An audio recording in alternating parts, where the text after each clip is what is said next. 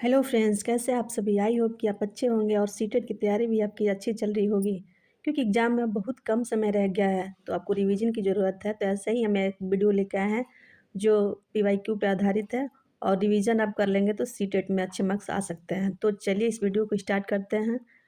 कोहलवर का सिद्धांत अधिक उपयुक्त है नैतिक व्यवहार समझने में, भाषा विकास में, भावनात्मक विकास में, नैतिक तर्क समझने में।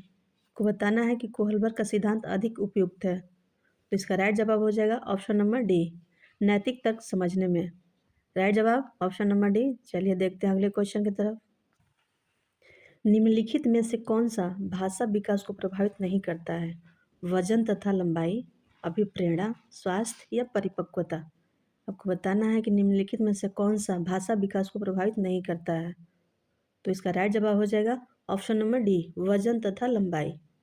वजन तथा लंबाई भाषा विकास को प्रभावित नहीं करता है। चलिए बढ़ते अगले क्वेश्चन की तरफ। आरटी 2009 भारत में किस तिथि को लागू हुआ? 26 जनवरी 2009, 1 जनवरी 2009, 15 अगस्त 2009 या 1 अप्रैल 2010। आपको बताना है कि आरटीई एक्ट 2009 भारत में किस तिथि को लागू हुआ था। ये वेरी वेरी इंपॉर्टेंट क्वेश्चन है, इसको ध्यान से लगाइए और कमेंट के माध्यम से आंसर देते चलिए। चलिए बताइए इसका आंसर क्या होगा। तो इसका राइट जवाब हो जाएगा ऑप्शन नंबर ए डी, 1 अप्रैल 2010 को लागू हुआ था। चलिए देखते हैं अगले क्वेश्चन की तरफ। बच्चों में बोलने के कौशल के विकास में सर्वाधिक सहायक है? रटन आधारित प्रश्न, संवाद और चर्चा, मौन अभ्यास या लिखित परीक्षा। आपको बताना है कि बच्चों में बोलने के कौशल के विकास में सर्वाधिक सहायक है। तो इसका राइट जवाब ऑप्शन नंबर बी, संवाद और चर्चा। बच्चों में बोलने के कौशल को विकास में सबसे सहायकपूर्ण संवाद और चर्चा है। चलिए देखते हैं अगले क्वेश्चन की तरफ। सुनना एक सक्रिय प्रक्रिया है क्योंकि इनमें लिखने की प्रक्रिया जुड़ी होती है, इसमें अर्थ निर्माण शामिल होता है, इसमें केवल ध्वनि ग्रहण होती है, या यह केवल परीक्षा से संबंधित है। आपको बताना है कि सुनना एक सक्रिय प्रक्रिया है क्योंकि क्योंकि इसका उत्तर देना है कि क्यों होता है। तो इसका राइट जवाब हो जाएगा ऑप्शन नंबर बी, इसमें अर्थ निर्माण शामिल होता है। राइट जवाब ऑप्शन बी। चलिए बढ़ते हैं अगले क्वेश्चन की तरफ। निम्न में कौन सा युग्म सही सुलेम दर्शाता है? डिसलेक्सिया लेखन कठिनाइयाँ, अफेजिया गणितीय कठिनाइयाँ, डिस्ग्राफिया लिखित अभिव्यक्ति की समस्या, या डिस्प्रैक्सिया पढ़ने की अक्षमता। आपको बताना है इसमें से कौन सा युग्म सुलेम है, कौन सही है। तो इसका राइट जवाब है ऑप्शन नंबर डी, सी, डिस्ग्राफिया लिखित अभिव्यक्त समस्या। डिस्ग्राफिया में लिखने की समस्या होती है। चलिए बढ़ते हैं अगले क्वेश्चन की तरफ।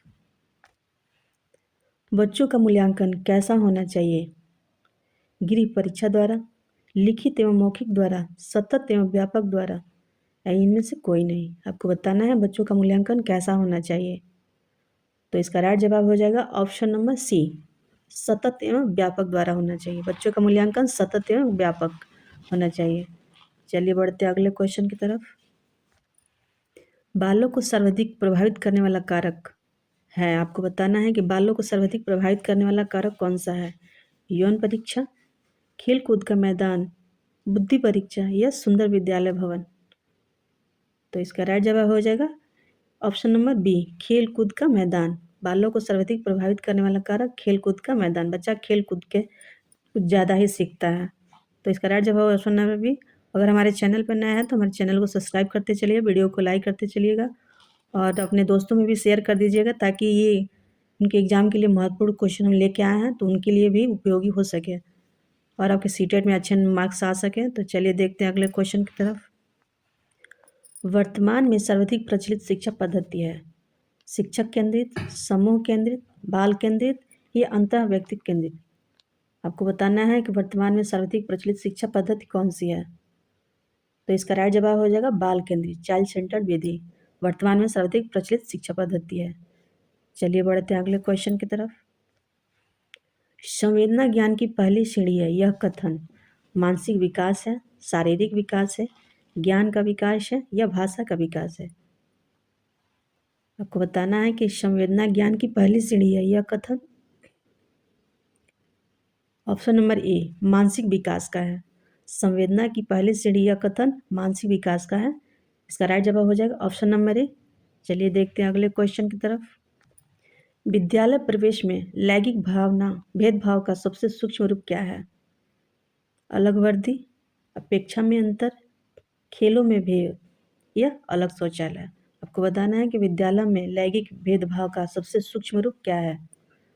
तो इसका राइट जवाब हो जाए ऑप्शन नंबर बी अपेक्षा में अंतर। चलिए बढ़ते अगले क्वेश्चन की तरफ। बोलने की कौशल के विकास हेतु शिक्षक की भूमिका होनी चाहिए। अनुशासनकर्ता, परीक्षक, नियंत्रक या सहायक एवं प्रोत्साहक। आपको बताना है कि बोलने की कौशल के विकास हेतु शिक्षक की क्या भूमिका होनी चाहिए। तो इसका राइट जवाब हो जाएगा ऑप्शन नंबर डी सहायक एवं प्रोत्साहक। राइट जवाब ऑप्शन नंबर डी। चलिए बढ़ते अगले क्वेश्चन की तरफ।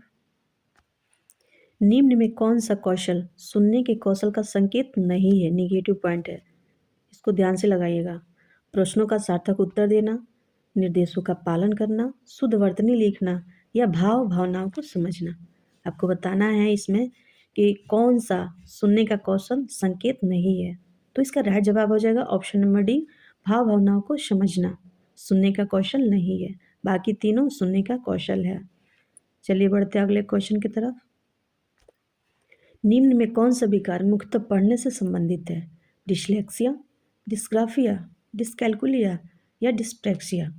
आपको बताना है कि निम्न में से मुख्यतः पढ़ने से संबंधित है। तो इसका राइट जवाब हो जाएगा option number A dyslexia. Dyslexia पढ़ने संबंधी विकार है। तो इसका राइट जवाब ऑप्शन नंबर ए। चलिए देखते हैं अगले क्वेश्चन की तरफ।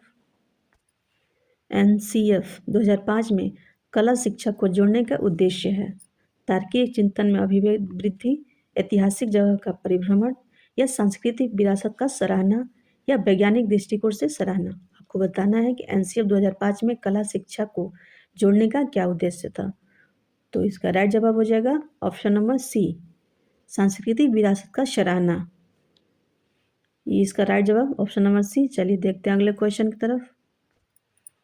सतत एवं व्यापक मूल्यांकन यानी CCE का अर्थ है केवल परीक्षा, वार्षिक परीक्षा, केवल यूनिट टेस्ट या निरंतर मूल्यांकन। आपको बताना है कि सतत एवं व्यापक मूल्यांकन CC का क्या अर्थ है। तो इसका राइट जवाब हो जाएगा ऑप्शन नंबर डी निरंतर मूल्यांकन। सतत एवं व्यापक मूल्यांकन का अर्थ है निरंतर मूल्यांकन। Option D right answer. चलिए देखते हैं अगले क्वेश्चन की तरफ। बालक की जिज्ञासा किस विकास से संबंधित है? शारीरिक, सामाजिक, भावनात्मक या संज्ञानात्मक। आपको बताना है बालक की जिज्ञासा किस विकास से संबंधित है।